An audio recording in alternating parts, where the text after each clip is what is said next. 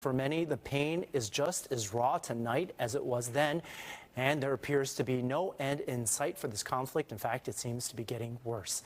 It was October 7th, 2023, when images from the Supernova Music Festival and other parts of Israel shocked the world. 1,200 people were killed during the terrifying attack on Israel. Another 251 were kidnapped by Hamas that day.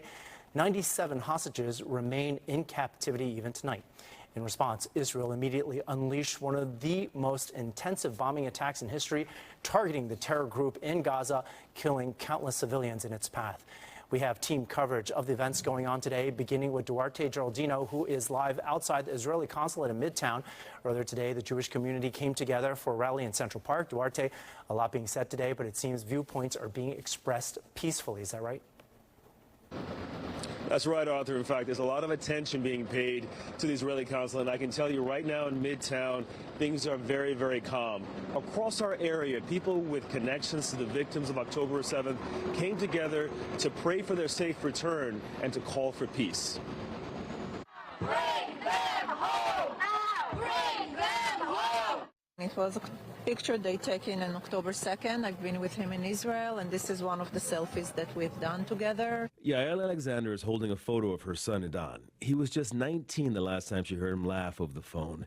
He's a member of the Israeli Defense Forces. On October 7, he was on the Gaza border, and early morning they kidnapped him from the base. Idan was one of the more than 250 Israelis Hamas kidnapped on October 7, 2023. On Sunday, Yael joined hundreds of New Yorkers connected to people who were killed or kidnapped on that day. They marched through Central Park to mark the anniversary of the attack and demand action. God and God of our ancestors, shine your light and guidance on the heads of the State of Israel and their advisors.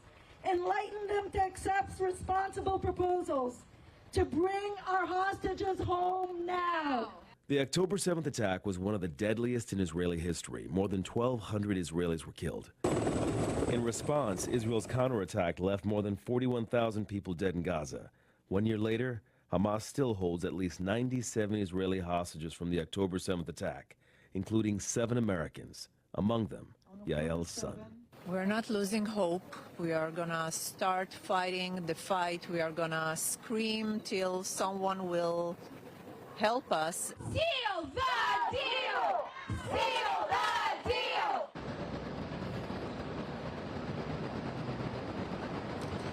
And that young man, Idan, he actually grew up in New Jersey. He went to high school there. He has a lot of people who are praying for his safe return from Gaza after more than a year of being a hostage. In Midtown, Duarte Geraldino, Fox 5 News.